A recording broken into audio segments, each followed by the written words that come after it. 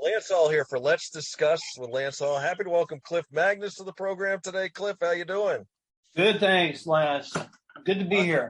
Absolutely. I was thrilled and flattered to get the message from you about interviewing you for this fantastic set you've got coming out. It's called Road to Gold. It's a 4 CD set, covers tracks from 1979 to 2018, coming out on Melodic Rock Classics, right?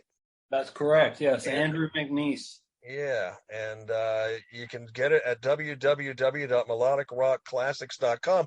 Bit of a limited set, isn't it? Limited in what regard?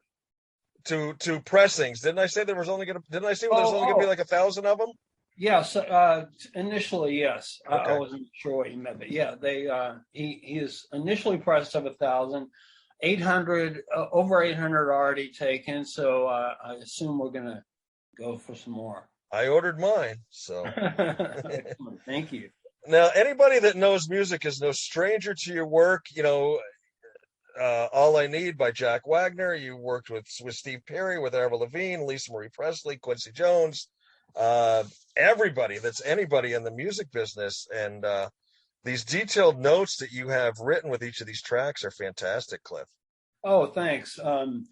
Yeah, it occurred to me that I think that I explained on the first page of the leaflet that, every songwriter writes, many songs that either go unnoticed or sit on the shelf or, whatever. I mean, we all, back in the day, we all have the goal of some major artist recording our song that we've written for them, of course.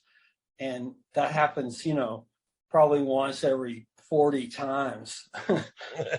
But what you're left with are these songs that are, they're not half bad because you're a professional songwriter and you've written with excellent songwriters. So you have this great song. And I've always, from the very beginning, tried to make the demos sound as if they would sound as a record. And back in the 60s, when the Brill building was at its heyday in New York City, where Neil Diamond and Carole King and those writers came from, Neil Sedaka, they historically and traditionally made the demos just a piano and a vocal. Yeah. They didn't have drums, bass, synthesizers, strings, any of that stuff. So I was interested in recording from a young age. So I've always tried to make them sound like records. Therefore, most of these songs have never been heard before. Some of them have, but most of them have not because they weren't picked up by a major artist, and I moved on to the next song. Right. So that's the story. And one thing we want to throw in here too is this is part one of what has potential to be a 4-part interview, because you know me, I'm curious about everything. And with 4 CDs, you got 60 tracks on here. Mm-hmm. I wanted to really dive into some of this stuff, and I thank you for allowing the time on everything. Let's jump right in. CD 1, track 1, Slip Away from 1979. Originally, you were hoping Ringo Starr would pick it up. He did not. What a great subject. So relevant at any time in anybody's life, at any point, with a love that slipped away and you wonder, what happened and everything. Where was your inspiration for this, other than the obvious, Well, yeah, I mean, you can hear a little Michael McDonald in there in the piano riff. You can hear a little bit of Robbie Dupree, perhaps, in the riff. I was trying to write something that would get on the radio in 1979, And then, to draw from lyrically, I just sort of thought back to the girlfriends that I had let go, girlfriends, however many.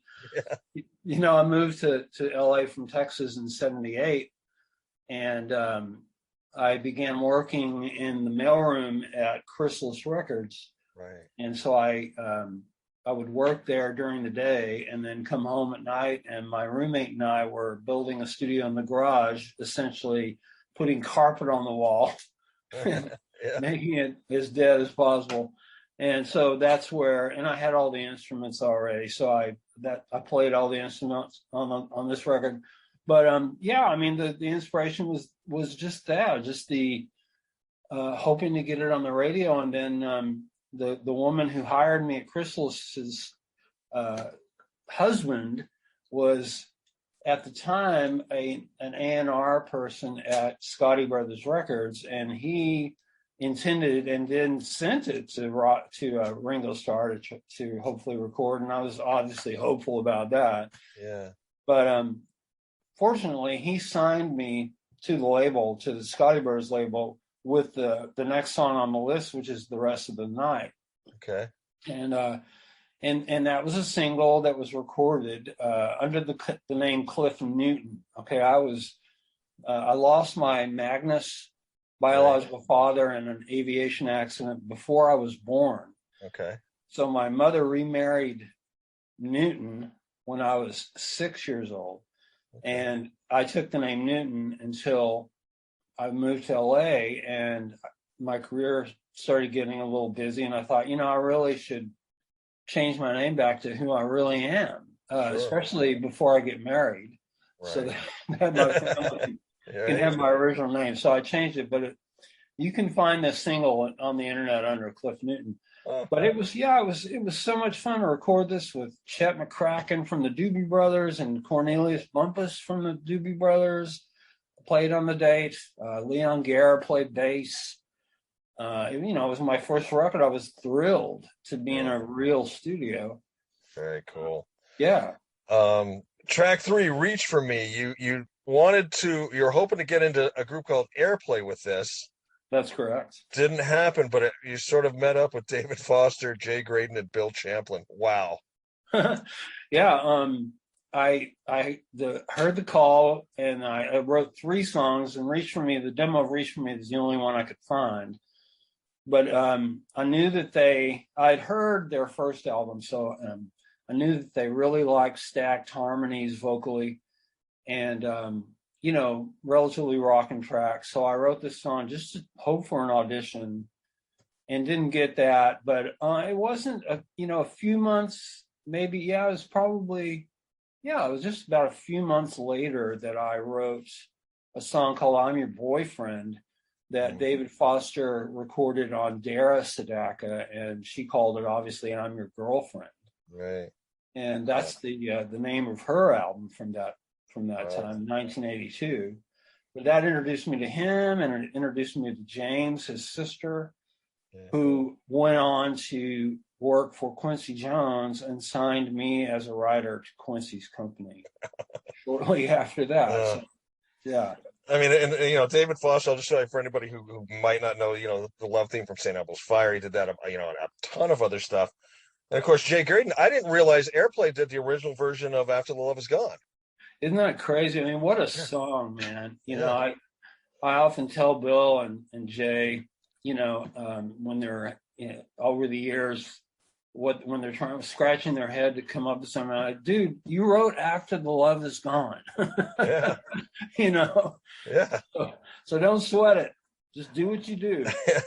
I was fortunate enough to get to interview Bill. I think it was last year. I can remember vividly what day it was. I can tell you what day it was. It was January 6th because I had the TV on, and that's when they were storming the Capitol building.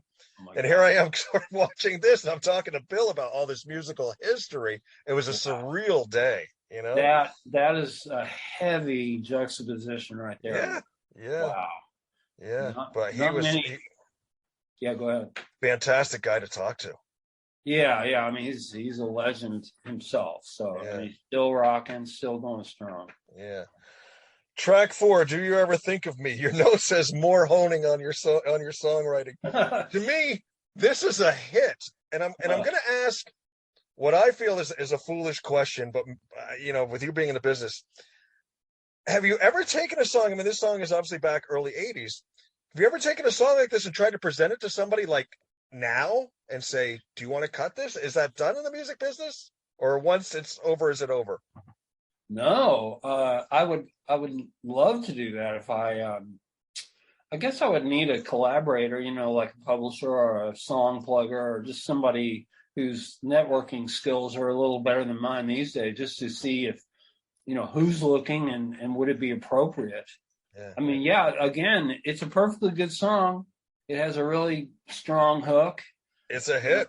Well, I appreciate that very much. Coming from you, that is a huge compliment. Yeah, absolutely. I mean, Thank when I you. listen to this, I'm like, wow, you know. Yeah, Um, thank you. Track 5, look what you've done. Now you start working with Mark Mueller. I Uh-huh. researched him. Yeah. Babysitter's Blues from the movie Home Alone, you know? Not Home Alone, Adventures in Babysitting Yeah, and with, you know, with Albert Collins. he wrote the song "Nothing at All" for Heart, Yeah. and I Crushed sang by Jennifer Page. I mean, the demo of "Nothing at All," and I really? swear I've been asking Mark for I think for a year, can you find that demo, man? Let's put it on this record, right? That'd be cool. I know, but he still hasn't found it. For all we know, it went up in the Universal Fire several years ago. You know, Yeah. sure, but yeah, he's a fantastic. He wrote the theme to DuckTales. Yeah. Yeah. A ton of different stuff. I just picked like two of my favorites. I always remember that scene from Adventures in Babysitting where the kids stumbled into the booze club and, Albert Collins, nobody gets out of here without singing the blues line, And then Crush was one of that was like a fantastic pop song, Yeah, no, he's a fantastic pop writer, very fluid, very spontaneous, very quick-witted, and just a pleasure to write songs with. Very cool. He was my wife, or actually my girlfriend at the time, who's now my wife, was working at Irving Almo Publishing Company, which at the time was A&M's publishing company, and Mark would come in to to collaborate with their songwriters, and so I was introduced to him once we started hanging out. Yeah. And he and I went on to, the next four songs are Make Me Believe It, What Goes Around, Let Them Talk, and Late Night News. Yeah. Three of those were written with Mark and I. Wow. And those four songs, I asked for a $3,000 loan from my mom to go in the studio and properly record four songs to hopefully get a publishing deal with Quincy. Yeah. At James's suggestion. So that's what we did. I hired Billy Meeker to play drums. Tim Pierce plays guitar. It was just, and we recorded them in Jay Graydon's studio, Garden Rake, because that's where I met him and recorded the Dara Sadaka stuff. Okay. I was going to ask you about Garden Rake Studio. That was Jay's studio, eh? Yes, it still is to this day. Nice. Yeah, and then from there, James introduced me to Glenn Ballard, and the first song we wrote together was Chain Reaction. Right. And I was just flabbergasted because I'd played drums on all my demos up until that point. And I said, well, let's record it in my house. And he said, the Lynn drum machine kicks butt, I quote. And I said, okay, well, let's do that. Anyway, so we recorded that song. And the demo was never heard. Donny Osmond recorded the song with Jay Graydon producing later on. Wow. Yeah. That was the first song we wrote, and we got a cut on it. So I was pretty blown up by that. That was very cool. Now, Glenn Ballard, and looking at him, he only wrote, among others, co-wrote Man in the Mirror with Michael Jackson, and Believe from Polar Express. I mean, Lord. Oh, no. And all of the Alanis Morissette records. Songs. Yeah. You talked about What Goes Around. To me, there's another one. My note is Hit. You got a fabulous chorus. You got a killer guitar solo there, and you got David Foster on piano. I mean, I thought it was a shoo-in, honestly. Yeah. And the lyric is so good and solid. Yeah. I hired John Joyce and Rosemary Butler to sing background on those four songs, and I couldn't have been more fortunate to have done that as well. Yeah, to round out that sound. But I appreciate your mentioning that. Now you played guitar. You're saying you played guitar, drums, and all the stuff on all these tracks, right? Well, on the track "Slip Away" and "Rest of the Night," "Reach for Me," "Do You Ever Think of Me," "Look What You've Done." Then to Make Me Believe It, those four were recorded at Jay's house. Okay. I mean, not house. Who influenced you along the way, like on guitar and drums and stuff like that, to learn all that? Oh, I was a drummer, and let's put it this way. When I was about 8 years old, I was playing Wipeout on the back headrest of my mom's car. Wow. And it was then when she decided I probably needed drum lessons.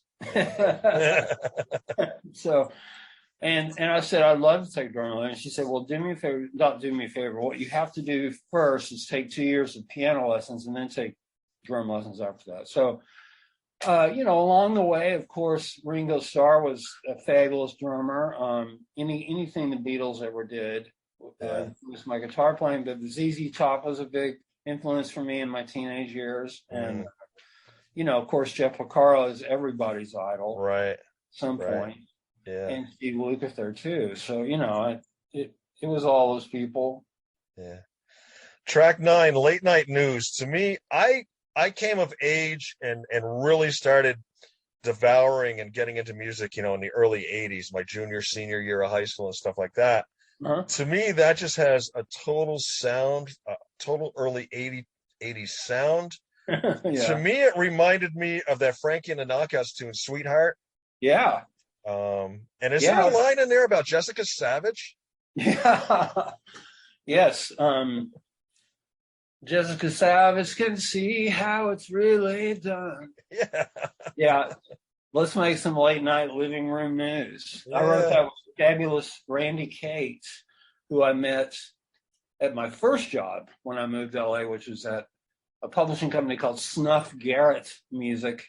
Okay. And he, at the time, he was doing, before Blockbuster Video and anything, he was the first mail order video rental company. Really? Yes. Netflix before there was Netflix. Oh, way before. And it was my job and Randy's. We worked in the mailroom for him, and we would take VHSs of Citizen Kane and 4 other titles that he had for rent to the post office. And Snuff, actually was one of the producers for the Monkees before he did all that. So he had a storied career before that. But yeah, I met Randy then. Randy and I wrote a song for Ted Nugent. Actually, we wrote a song called Tied Up in Love. Tied Up in Love, man. I was going to add, that was going to be my next question. I'm waiting to get that one in. Love that tune. We wrote that song, and Randy got it to Ted Nugent, and Ted Nugent, of course, wanted to change some lyrics and things, which he did, and it came out great. But that was my very first, cover, if you will, or cut. Yeah, that was a thrill. Oh wow! Did you get to meet Ted through any of the process? No, I did not. I think he was probably up in Detroit or something, and that was really fun. The late great Brian House really put a killer vocal down on that one. Oh, okay.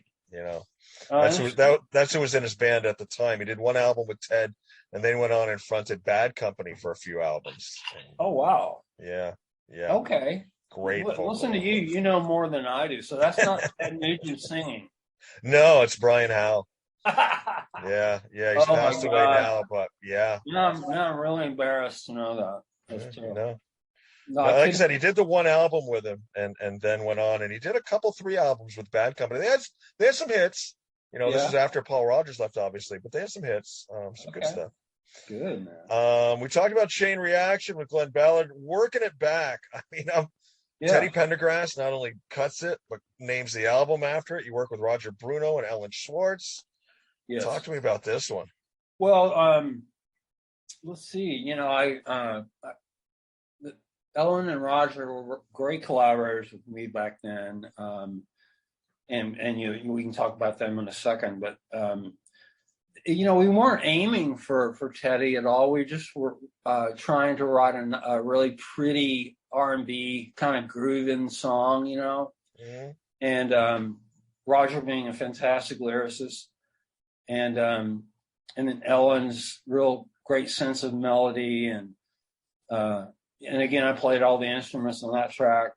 That was super fun, just to record a really cool R&B song, and I took it to my publishers, and they weren't thrilled with it at first, which made it even the more sweeter that Teddy not only cut it, but named his album after it. Isn't that awesome? That's got to be an awesome feeling. Yeah, and he was working it back. He was newly quadriplegic, and this was the first album he recorded after his accident. Mm. And he didn't have the power that he once did, obviously, but he really tried and really worked hard to get it back. Glenn and I produced 4 tracks on his record, Working It Back. Wow. That demo ended up being on.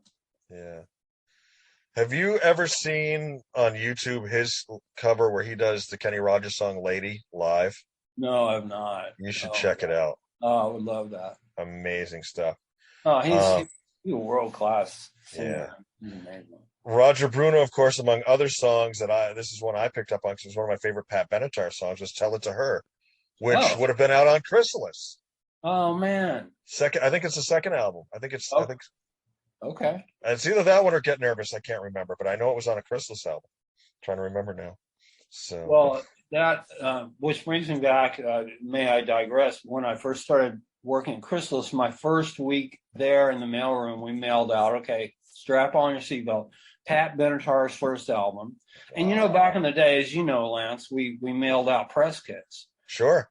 And a press kit basically was a 1-sheet bio, an album, a proper album, and some 8x10, headshots. Right.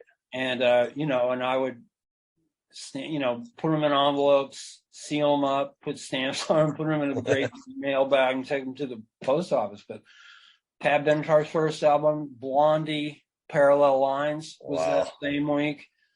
Huey Lewis and the News first album, the same week, man. And I just couldn't believe it. What I'd gone from Lubbock, Texas to this, it was just talk about surreal. Yeah, you just don't see that anymore, I remember hearing Heartbreaker for the first time and just being blown away, and then buying that album and just it spent a month on my turntable. I know, it's so good. When will I see you again? This is where you start. You use drum machines on this one. That's correct. Talk to me pros and cons about drum machines and what's your preference being a drummer. Well, we've come far enough now where I use a program called Superior Drummer that my son introduced me to.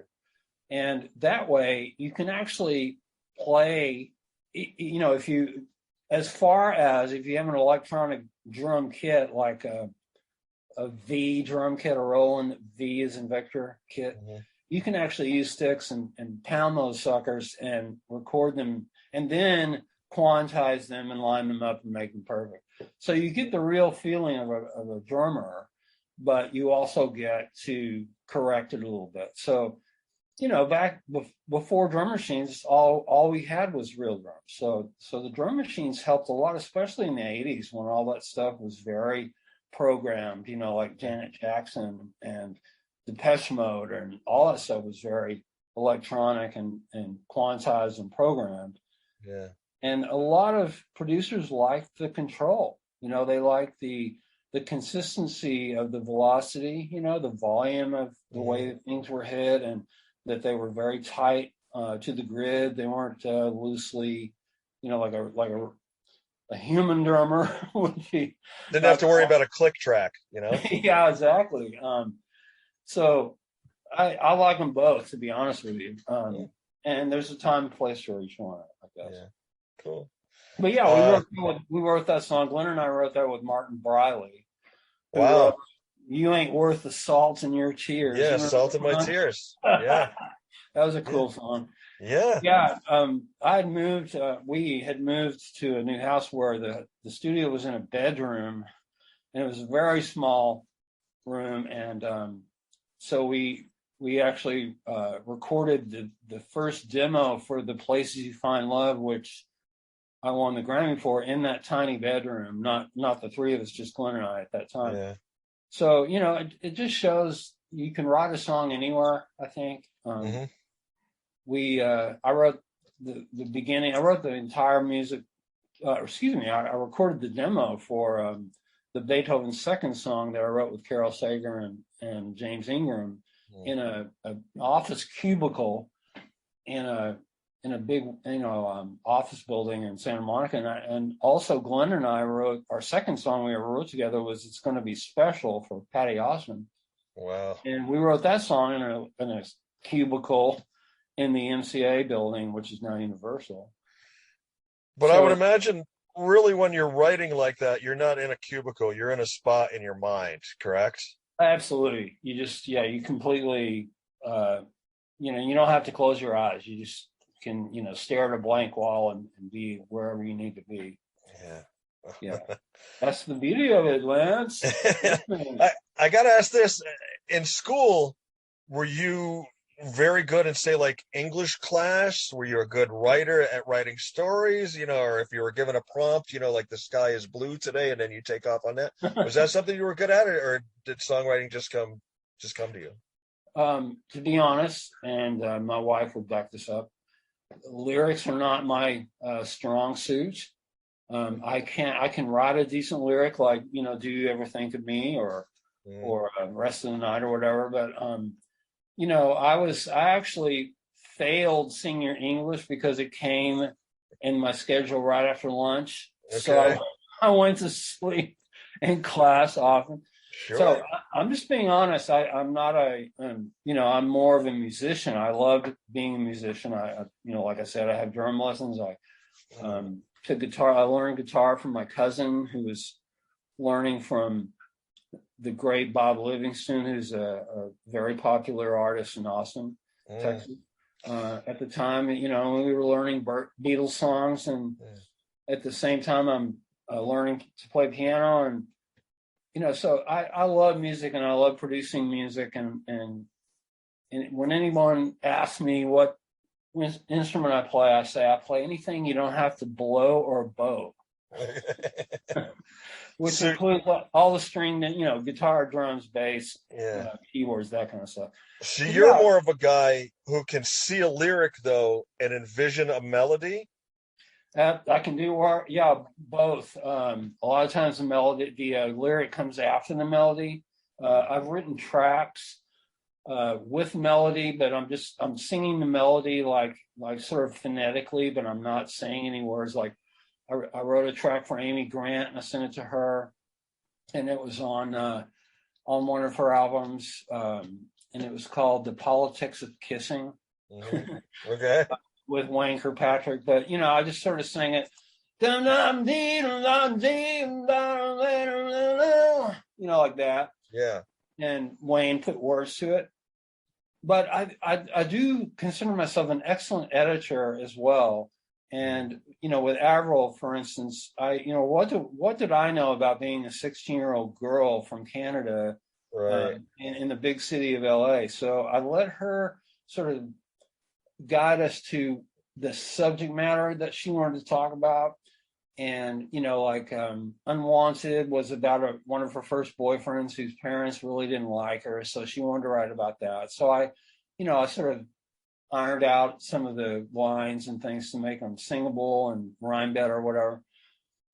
But I've always been, my mother was a choir director. Okay. in junior high and high school and in church.